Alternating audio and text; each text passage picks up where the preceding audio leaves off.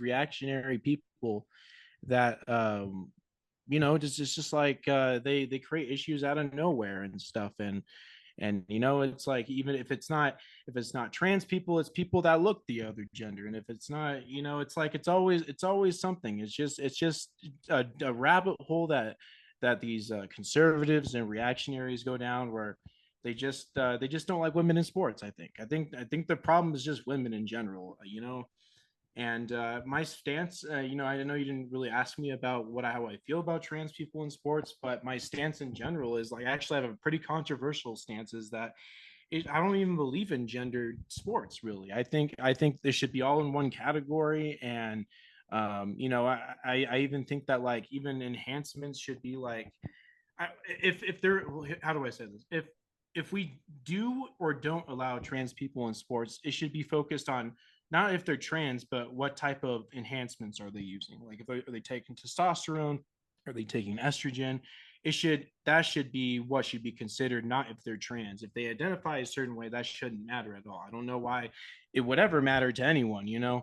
And so I think either we do have gendered categories and we focus on what kind of hormones are they taking and stuff, or we just abolish the whole gender thing in general and just let everyone play in one league and may the best athlete win. But a lot of people will say, well, that's not fair to women. But it's like, at this point, what do you want if you can't even include trans people? I just think it's just a ridiculous kind of thing where you can never win.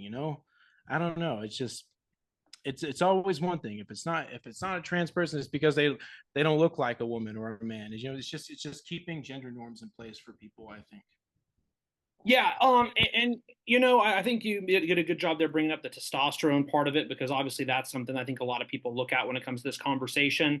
I think another thing too that people need to be more forthcoming about, regardless of what side they're on when talking about this issue, is just the scope of it really not being as large as some people make it out to be. This is actually is from the CNN. Anna Bate, the director of research at Athlete Ally, an organization that advocates for LGBTQ equality in sports, estimates fewer than 40 of the NCAA's more than 500,000 athletes are known to be transgender. So we're talking about 0.01% of all athletes in college being, a transgender athlete. And it's also important to note that, it depends on what I think it really depends on what sport you're involved in as well. I think that, if we're talking sports like, I would say, cycling maybe is a little bit different out there. But if we're talking sports that are like shooting, for example, right, more skill-based sports out there, I don't think it necessarily matters as much if you're a man or a woman in general. That shouldn't matter. I think a lot of people talk about it more when it comes to, more sports that require a lot more, athleticism, whether it's track and field, whether it's, boxing, whether it's, things like that. And I know that, even at the high school level, I've heard that, this is an issue with some people as well. I know that when I did a state championship coverage of a track and field meet, that there was a transgender runner at one of them that beat out a couple of local people from the area. And I didn't really touch too deep on that topic at the time. But I think that, it's a very tough conversation, because I think that the best way to go about it, in an ideal world, would be just having a transgender section for people to compete in. However, also at the same time, if you do that, you're going to be competing against like two people, at the same time, depending on what, event or what state or, what competition you're involved in. So reality, it becomes like you're fighting for basically just trying to improve yourself, for the most part. So Can I step in for a second? yeah, of course, go for it. My whole thing is like, is if the whole trans thing is really an issue, right? It makes me really question the idea of, like, okay, gender in sports. It's like, what's the idea of having sports if it's not to test like the human capacity and how good people can participate in a sport? Because, like, I mean, there's biological advantages that tall people have over me. I could never play basketball. But that doesn't mean like I'm like I need my own short person league. So I really like question okay, well, do we even have gendered categories at this point? Do we kind of just make it like one giant kind of league for everyone? I think that would like progressively like be the best ideal solution in my head. But like, I know there would be a lot of like, women who would feel like they would get left out, and I just feel like what's even the point if we can't experiment with human capacity and how just how phenomenal people can be regardless of their genetics and other things. I really question like what's even the point at this point if you don't want people to be involved, like trans people and stuff. Yeah, and another thing I just want to bring up regarding gender too, and what you're talking about right there actually might help viewership in some senses, because in reality across the world, especially here in the United States, male athletics of course get way more advertising and way more money and way more eyeballs than women's sports do. You're starting to see a little bit of a change in that in the WNBA with Caitlin Clark and some of the rookies that have gone into the sport this year, and some more recognition that the WNBA is getting. But I just wanted to bring up real quick, talking about this issue. I wanted to bring up a couple of things. Firstly, that were said by a couple of prevalent people. Firstly, J.K. Rowling, who famously for Harry Potter, the famous author, she has actually been named in a criminal complaint filed to French authorities after over alleged acts of aggravated cyber harassment against Khelif. She's actually put out. She's trying to sue now for it. She's trying to have lawsuits against people like her, Elon Musk, and others. I also wanted to bring this up. Donald Trump actually talked about it at his rally. I don't know how my internet connection is going to be on this one, but I'm going to try to share this with the sound. Actually, let me try this again. Sorry, people, bear with me here. Share sound. There we go. All right, so check this out. This is Donald Trump at the last rally. In case you can't hear it, I'll go ahead and tell you what was said. Use the barbells. I said, now all you have to do is look at the boxers. This young girl from Italy, a champion boxer, she got hit so hard she didn't know what the hell hit her. It's a person that transitioned. He was a good male boxer. Yeah, he was a good male boxer. And she didn't even go down. He hit her with 2 jabs, and she said, I'm out. So right there, anybody who couldn't hear that, he was just saying how there was a person that transitioned. He was a good male boxer, and then the person took 2 jabs, and she said, "Oh no, I'm out." Basically talking about that Italian boxer there. And to me, I guess the one thing I want to bring up with this issue again is the fact that this is something too that Trump is trying to run on right now, because you've also seen a lot of shots that are being thrown at Tim Walz's way, the vice presidential candidate for the Democrats, calling him Tampon Tim, saying he put tampons in boys' bathrooms in Minnesota, when in reality that is not what happened. There is a lot more to that story that is not getting reported. But the fact that the Republicans are really trying to run on this issue just shows how they really have nothing right now. And if they run on this, they are going to get absolutely demolished. But I wanted to touch on specifically the trans woman in sports issue a little bit more, because there are differing studies regarding the impacts of having, a transgender woman competing or transgender woman to man to a woman competing in women's sports. There is a good study by the British Journal of Sports Medicine. We reviewed fitness test results and medical records of 29 trans men and 46 trans women who started gender-affirming hormones while in the United States Air Force, comparing pre- and post-hormone fitness test results. And the results were participants 26.2 years old on average. Prior to gender-affirming hormones, trans women performed 31% more push-ups and 15% more sit-ups in 1 minute, and ran a mile and a half 21% faster than their female counterparts. After 2 years of taking the hormones, the push-up and sit-up differences disappeared, but transgender women were still 12% faster. So you could see when at least with this study, when they're taking the hormones, that they are performing at least at a little bit of a higher standard than they normally would. But after years go by and they fully transition, that pretty much goes away and it's relatively equal. I also wanted to bring up a study that was done by Joanna Harper, a medical physicist in Portland, Oregon. She's conducted research into the effect of testosterone blockers on transgender woman runners, saying that transgender women in athletic performance, she found that trans women ran at least 10% slower after beginning hormones. So really, there's conflicting studies on this issue, which kind of lends a little bit more credence, a little bit what you were saying, Al, is reality.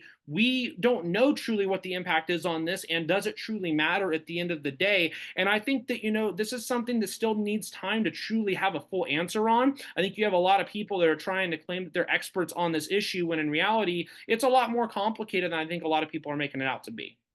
Yeah, and going back to like what I was saying about the whole like categories and hormones and all this kind of debate is like, to me, it's like sports. It's like we all have our own strategies, our own builds and stuff of how like the best way to win a sport, the best way to compete with people. And it almost just, it goes back to what I was saying about it. It's like, what's the point if we're not testing every single human capacity on how to win and stuff? And it really makes me even skeptical of like, should we even have gender in sports? It's just, I just think that we should try different strategy, like let people take hormones, let people not take hormones and stuff, and let them compete, and let, equally let even cis athletes take hormones, or, I just don't see the need to exclude people just because, maybe there's like people think there's unfair advantages and stuff. I'm a big fan of letting people compete and letting the best person win, no matter what the case is. That's just me. Yeah. And just to touch on Olympics just a tad bit more, there were even people online that were trying to, at a lesser extent, of course, than Khelif, but there were even some people online that were trying to transvestigate even Katie Ledecky, who dominated all of the women's swimming events that, and I believe won 8 gold medals this year for the U.S. women's swim team, saying, oh, she has characteristics that look male, so therefore she must be male. It's just, I don't think there's a lot of people out there that truly understand gender and truly understand, some of these issues, and really just try to go everything off of a vibes and looks basis. And in reality, that just damages people a lot more. That does not help. A lot of these people are the same people when it comes to issues such as guns, and others want to talk about, oh, the giant mental health crisis in this country. Well, people like you ain't making the issue any fucking easier. These people are just making the mental health crisis way worse by talking in these ways to these kinds of people. If you want to bring up the issue like we're having a conversation right now, which I think is totally reasonable, about, okay, is this an issue? Is it not? What are some solutions here? Is this something maybe we could try? I think there's a reasonable discussion to be had there that is much more nuanced, and I think that should be had. But simply just trying to call somebody out or trying to claim somebody something that they're not, it is completely fucking stupid and does not do anything to help the issue whatsoever or these people. Yeah, and it's not even how gender works. Well, I mean, or sex, like biological sex. It's like there's variations and stuff, and it's like it even it's just such a stupid way to like to judge the situation. It's like, what people, since people have more like feminine traits or masculine traits that makes them a guy, it's like, then what even is a woman to you? What's a man to you? And it's like people, it's like people are even like straying away from the trans argument and almost making it more of like a discussion on how people should look. It makes you realize maybe it's not even an issue with people being trans. It's just an issue with people and how they appear and other things. It just makes me realize that, like, I don't even know if it's much of a trans issue, more of just just people just wanting to have certain norms and stuff. Yeah, exactly. And again, it's just it's something I think that gender in general is a very complicated issue, and I think that should be looked at in a very thoughtful way. I do just want to get your thought, though. I kind of brought up how it relates back to politics. Do you think, like, is there, if Trump decides to actually wants to run on this, which it looks like he and Vance are trying to at least somewhat run on this issue, like, there's no way that this helps them at all, right? There's no way that this is going to hurt them. It has to hurt them, you would think. For the trans thing that you mentioned? Yeah, just and then talking about it plenty of times, whether it's the tampon Tim thing, this, or anything else related to that. Well, I think it helps with some of the red-blooded kind of like support, with people who are really outspoken against trans people, the kind of the evangelicals and stuff. So it may help in that area, but also like you didn't lose them either. So what are you doing? You know, Right, I because just it feels think, like he's just already appealing to the people that were already going to vote for him. If you're trying to go out there and get independents, yeah, a lot of independents, yeah, some of them might think that it's a little bit weird, but independents really like this is down like not even probably top 10 on the list of things that is fucking important to them. You know. but no, I completely agree. It doesn't. I don't think it helps them in the end. Well, anywho, those are the two main issues I wanted to talk about today on the show. Again, Al, I always appreciate you coming on and chatting with me about all this stuff. I know we had a couple connection issues there, but I think that things worked out in the end. So I hope, that this comes out clean. And again, just appreciate you coming on and giving, your thoughts on all this stuff. And as always, I'd love to have you back. I always enjoy talking to you, man. Yeah, thank you, and thank you for inviting me again. It feels like we just continued where we left off. It's like, but we're just two different people. We changed people. So Yep. it's really nice. It's really nice to catch up. Yeah, we were two peas in a pod that decided to jump pods, I guess. Yeah, exactly. Now we're in the same pod again. Exactly. Well, good deal, man. Well, hey, nice talking to you as always, and hope things stay going well for you in Arizona, man. All right, thank you, man. Appreciate Yep. it. Appreciate it. Take care. All right. All right, so that was Al Armitage. Much appreciated him coming on once again. Before we go, just wanted to show you guys some of the latest polls. Once again, this is Real Clear polling from Real Clear Politics, and this just shows some of the races over the last few days. In Florida, Trump up 5, and then general election in general, Harris up 3, according to a morning consulate poll that came out on Sunday. Last podcast I recorded was actually on Friday morning, so these polls didn't actually come out at that time. It's a blue wave right now in the swing states. Pennsylvania, Harris up 4, Michigan, Harris up 4, Wisconsin, Harris up 4. Pennsylvania, if you include all the other candidates, Harris still up 2. Michigan, she's up 5, even more than the 4 points in this poll if you include other candidates. Wisconsin up 6, which is up 2 more points in the head-to-head. This includes the other candidates here as well. So you can actually tell, when you put the all 5 candidates here, I mean, of course, there's more than that, but if you put the other candidates on here, really, you could tell that RFK takes away at least a couple points from Trump. So, I told somebody about this earlier, but I genuinely feel like that the one hope that Trump still has left, and I think the only thing really he's got left in the bag, unless something dramatically happens, is if RFK drops out and endorses Donald Trump, and Trump offers him a cabinet spot if he becomes president. I think that would make this an even closer race once again, and would be a toss-up, and then it would really come down to the debates. But really, all the momentum right now is in Kamala Harris's direction, and it'll be interesting to see how things continue before we get into the debates. And once again, in a couple of weeks, when we get closer to those debates, I will plan on having an episode out where I'll be making my election prediction. So stay tuned for that. And as always, thank you so much for the support of this channel. It means a lot. Feel free to share this with your friends, family, and hit that subscribe button. And we'll have a lot more episodes coming out for you guys. So once again, this is me signing off. Take care, everybody. We'll see you next time. Again, next week we'll have a couple bigger issues for you guys as well, and a couple more guests. So take care. Until then, peace out.